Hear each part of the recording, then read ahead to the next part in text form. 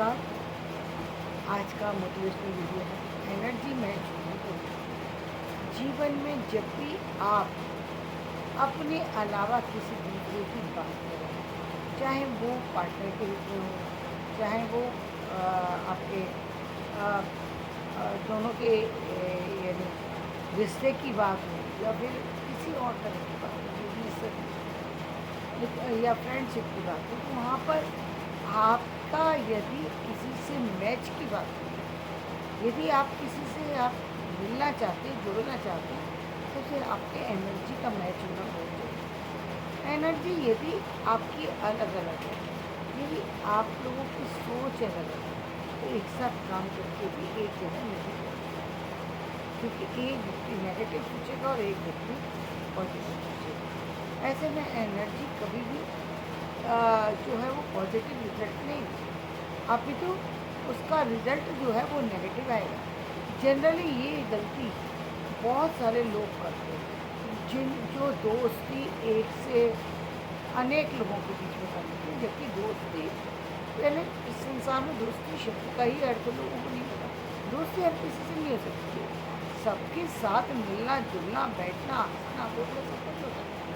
दोस्ती आप हर किसी से नहीं कर सकते भाई। कोई खास रीज़न होता है किसी को दोस्त बनाने का, पीछे कोई खास बात होती है या कोई किसी को बनाता है फिर, क्योंकि वो सालों साल जो चलती है चीज़ें, उसका उसके पीछे छिपा होता है उनका एक जैसी सोच होना, अच्छी सोच का होना या बुरी सोच का होना, जो भी हो वो सोच कहीं ना कहीं काम तो जनरली वो सोच का सबसे बड़ा ही संसार में सोच का ही सारा महत्व है। ये यूनिवर्स हमें आपकी हमारी सोच के अकॉर्डिंग चीज़ें प्रदान करता है, तो इसीलिए कहते हैं पॉजिटिव सोचें। यदि आप नेगेटिव सोचेंगे तो नेगेटिव चीज़ें आपकी ज़िंदगी में आएंगी। यहाँ पर पॉजिटिव का मतलब ये नहीं है कि जो जो चीज़ें संसार में नेगेटिव है उसके बारे में हम सोचना मतलब, यानी हमको लगता है कि भूकंप आता है, हम भूकंप के बारे में बात ही ना करें, क्योंकि भूकंप आता है, भूकंप तो नेगेटिव चीज़ है। यदि मृत्यु आती है, मृत्यु तो नेगेटिव चीज़ है, तो मृत्यु के बारे में बात ही ना करें। यदि और चीज़ें हैं ऐसी जो नेगेटिव है, उसके बारे में बात ना करें। बात ना करना नहीं, बल्कि महत्वपूर्ण ये है कि उन चीज़ों की चर्चा ना करें जिन चीज़ों का अर्थ नहीं निकलने वाला, जिनका कोई जीवन में जिनका जिनके जुड़ने से जीवन का विकास ना हो करके विकास रुक जाए या विकास अवरुद्ध हो जाए, या आप कहीं चलते चलते रास्ते में ही रुक करके खड़े हो जाए, उन चीज़ों का आ जाना नेगेटिव होता है और उन चीज़ों का आना पॉजिटिव होता है, जिनके जुड़ने से आपके जीवन में, विचारों में, व्यवहार में, आपकी शक्ति में हमेशा ऊर्जा का संचार होता है। लेकिन ये ऊर्जा का संचार कब होता है? जब आप अच्छी चीज़ों के संपर्क में रहते हैं, तो आपके जीवन में ऊर्जा का संचार होता है। एक व्यक्ति जुड़ा है किस व्यक्ति से?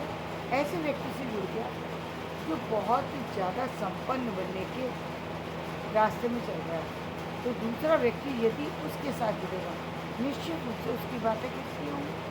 संपन्नता से, क्योंकि उसके माइंड में अब लगेगा कि भाई मेरा दोस्त यदि पैसे वाला है तो मुझे ही पैसे वाला बनना चाहिए।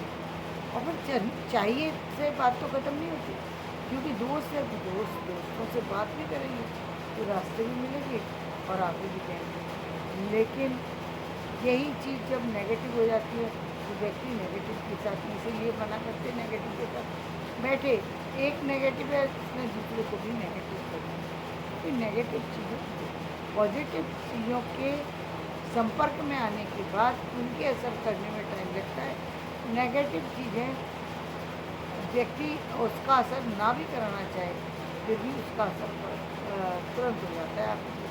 जैसा कि कहा है कि काजल की कोठरी में कैसे काला जाए, यानी कैसा भी व्यक्ति हो वो काजल की कोठरी में यदि चला गया तो वहाँ पर एक दाग उसको लग ही रह जाता है। क्यों लग जाएगा? क्योंकि काजल की कोठरी के अंदर है।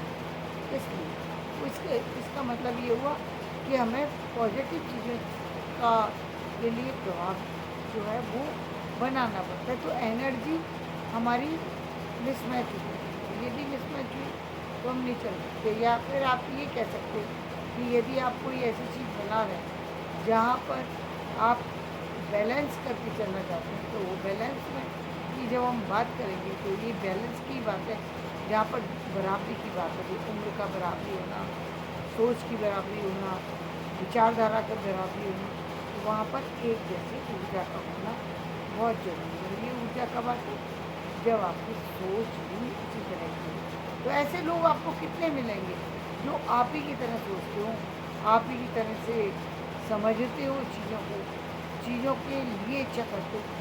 मुझे लगता है जीवन में 1-2 मिल जाएँ, 4 मिल जाएँ, इससे ज़्यादा नहीं मिलते, क्योंकि सड़कों पे नहीं बिकते होते हैं। जो जो ख़ास चीज़ें होती हैं वो सड़कों पे नहीं, तो कहते हैं ना, छुपा कर के लोग रखते हैं, उनको बाहर में नहीं फेंक देते, नहीं। इसलिए उनकी पहचान भी नहीं होती, और पहचान होती है व्यक्ति उसको महत्व भी नहीं दे पाता, उनका उपयोग भी नहीं करता। तो ये जीवन की एक वो है, जब आ जाता है किसी के, ऐसा व्यक्ति किसी के संपर्क में, और कोई पारखी है, तो वो उससे उसका उपयोग कर लेता है। जैसे विश्वामित्र ने किया, उनको मालूम पड़ गया कि राम जो है, दशरथ के पुत्र राम हुए, और राम जो है इस संसार की पूरी सृष्टि को बदलने के लिए आए। तो विश्वामित्र ने क्या किया, राम को वो अपने साथ लेकर के चले गए। क्यों लेके चले गए? राम तो छोटे थे, वो क्या कर रहे थे, गुरुकुल में तो शिक्षा प्रारंभ हो रही थी। फिर राम को वो क्यों ले जाना चाहते?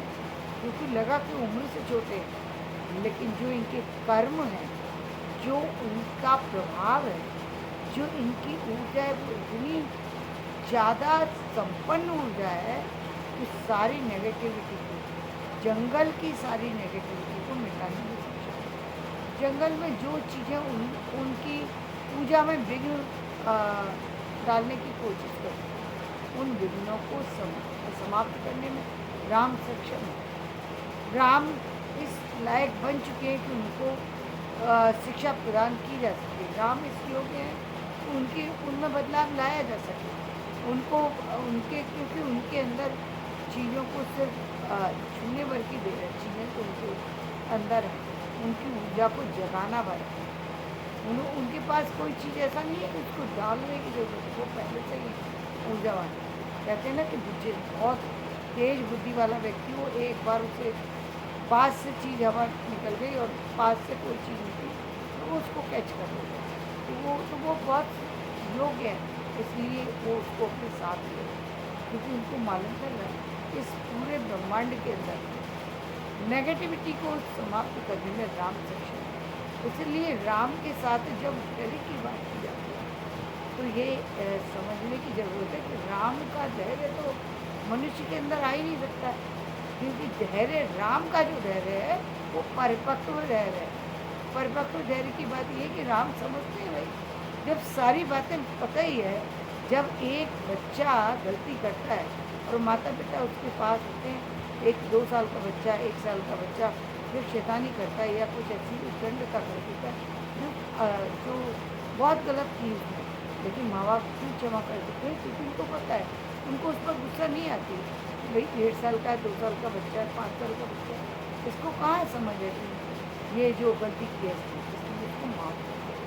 ये इसी तरीके से राम का धैर्य सामान्य इंसान से नहीं जोड़ा जा सकता, क्योंकि राम तो जानते थे सारी चीज़ों को। उनके लिए धैर्य रखना तो आसान, उनको मालूम है कि ये धनुष किसी और से उठने वाला नहीं है, आए ही वो हैं धनुष उठाने के लिए, तो वो क्यों गुस्सा करेंगे? लक्ष्मण भी गुस्सा कर सकते हैं कि लक्ष्मण तो सामान्य मन में थे, तो वही उसी मतलब उसी ब्रह्मांड की उसी शक्ति से जुड़े हुए थे, लेकिन राम में और लक्ष्मण में अंतर बहुत बड़ा है। तो लक्ष्मण क्रोधित हो सकते हैं, लेकिन राम का धैर्य जो है वो धैर्य बना रहने के पीछे एक बहुत बड़ी शक्ति है कि राम तो सब कुछ जानते हैं, जो सब कुछ जानता है वो गलती क्यों करेगा, वो गुस्सा क्यों होगा, उसको तो पता है कि ये गुस्सा होने से कोई बात नहीं, अंत में तो ये काम मेरे ही द्वारा होगा। इसलिए राम कभी गुस्सा होते ही नहीं, शुरू से देखिए अंत तक आप देखिए कि राम के जीवन में कभी गुस्सा नहीं, और कृष्ण के जीवन में भी गुस्सा नहीं है, लेकिन कृष्ण के और राम के जीवन में फ़र्क ये है कि राम ने उस ऊर्जा को उस तरीके से कभी कहीं दिखाने की कोशिश नहीं की है, जो ऊर्जा जो है वो लोगों को का संहार कर सके। वो ऊर्जा कहीं दिखाने की कोशिश नहीं की है। जबकि कृष्ण ने अपने पराक्रम को, अपने तेज को कई बार प्रकट किया है। कृष्ण ने प्रकट किया गीता के समय जब अर्जुन को उपदेश किया, कृष्ण ने अपना रूप दिखा दिया। यानी कृष्ण और राम में ये फर्क है। राम आदर्श के कारण अपने रूप को कहीं प्रदर्शित नहीं करते, कृष्ण रूप को प्रदर्शित भी करते थे, पराक्रम को प्रदर्शित भी करते थे। जब जब मालूम पड़ा कि जब काली नाग जो है, देखा उन्होंने कि ये उद्दंडता करना चाहता है ना, उसमें यमुना नदी ने जो है ये इसको कि यमुना नदी के जल को विषाक्त करना चाहता है। वहाँ के जो भोले वाले लोग हैं उनको पीड़ित करना चाहता है, वहाँ के लोगों को जो है समाप्त कर देना चाहता है, उस गांव को समाप्त कर देना चाहता है, वहाँ के भोले वाले ग्वाल वालों को, अन्य लोगों को बचाना। तो कृष्ण ने क्या किया, कृष्ण नाग के ऊपर चढ़ गए और नाचने लगे, और इतना नाचे कि उसके मुंह से सब ब्लड निकल गया, क्यों? क्योंकि कुचल देने की योजना में, यानी उन्होंने अपने पराक्रम को एक तरीके से दिखा दिया। देखने में तो वो नृत्य कर रहे थे, लेकिन असली में तो उसके जो घमंड को चूर चूर कर रहे थे। तो इसलिए उसके मुंह से ब्लड निकलता था। नाग जो है कांप गए। नाग अब उसके नाग इतनी नाग में शक्ति नहीं थी कि वो अपने देवलोक वापस जा सके। वो इतनी शक्तिमान नहीं थे कि वो कृष्ण को हटा करके वहाँ से चले जाते, नहीं जा सकते। इसलिए वो कुचलते रहे, वो दंड पाते रहे, लेकिन अलग नहीं हुए, क्योंकि कृष्ण ने दिखाया कि तुमने यदि अब इससे ज़्यादा उपेक्षा की तो मैं तुम्हारे यहीं इसी समय समाप्त। लोगों ने क्या देखा, कृष्ण का नृत्य, लेकिन असल में कृष्ण ने अपने शक्तिशाली रूप का प्रदर्शन किया। कृष्ण ने क्या देखा, कुबले हाथी का वध, लेकिन कृष्ण ने अपने पराक्रम को प्रदर्शित किया। तुम ये समझते हो कि ये संसार में मनुष्य द्वारा संचालित है, मनुष्य द्वारा संचालित नहीं, ये ईश्वर द्वारा संचालित है। वो ईश्वर क्या होता है उन्होंने दिखा दिया। छोटा सा, देखने में छोटा बच्चा लग रहा है ना, पूतना को मार सकता है, कुबले हाथी को मार सकता है, जिसको कोई नहीं। कंस तभी समझ गया कृष्ण के रूप को, कृष्ण की शक्ति को, कृष्ण के स्वरूप को। उसको पता लग गया काल मेरा आ चुका है, जब कुबले हाथी को उन्होंने मार दिया, कुब्जा को उन्होंने सीधा कर दिया। कृष्ण को तो पता लगना उसी समय प्रारंभ हो गया जब पूतना का वध हुआ। अन्य बाधाएँ उन्होंने भी दी, वो सब चीज़ें ना थी। तो जैसे जैसे कृष्ण कंस सुनता था, कंस काँप उठता था, क्योंकि उसको अपना अंत भी नजर आ रहा था। लेकिन जब कहते ना कि जब अति होती है तो भगवान को तो आना ही, दूसरे किसी के द्वारा उसका सहार हो नहीं सकता, इसलिए ईश्वर को आना ही था और चीज़ें होना ही था, तो वो हुआ। तो जीवन में बात मूल रूप में क्या थी, बात थी ऊर्जा की। तो ऊर्जा जो है, इस ऊर्जा को समझना जरूरी है ना कि ऊर्जा कौन सी है। तो जैसे विश्वामित्र ने उस ऊर्जा को पहचान लिया, अपने साथ ले गए, देखने में बालक थे, अपना शिष्य बनाया, लेकिन सच तो वो जानते थे कि मैं शिष्य नहीं बना रहा हूँ, मैं तो भगवान के संरक्षण में जा रहा हूँ। विश्वामित्र जानते थे मैं किसको लेके जा रहा हूँ, मैं किसका गुरु बनने जा रहा हूँ, जो इस सृष्टि का रचयिता है उसका मैं गुरु बनूंगा। तो ये गौरव की बात है। इससे बड़ी बात क्या हो सकती है। जब जब राम का नाम आएगा तब तब उनका भी नाम आएगा। तो ये जो चीज़ें होती हैं, जो चीज़ इसको पहचानना होता है, ये कोई कैसे पहचान सकता है। लेकिन समझने वाली बात ये कि जब तक ऊर्जा एक जैसी ना हो तब तक व्यक्ति मिल नहीं सकते, जुड़ नहीं सकते, कार्य नहीं सकते। तो ये कार्य करने के लिए, आगे बढ़ने के लिए एक जैसी चेतना, एक जैसी भावना का होना चाहिए। तो धन्यवाद। मेरा ये वीडियो पसंद आए इसे लाइक और शेयर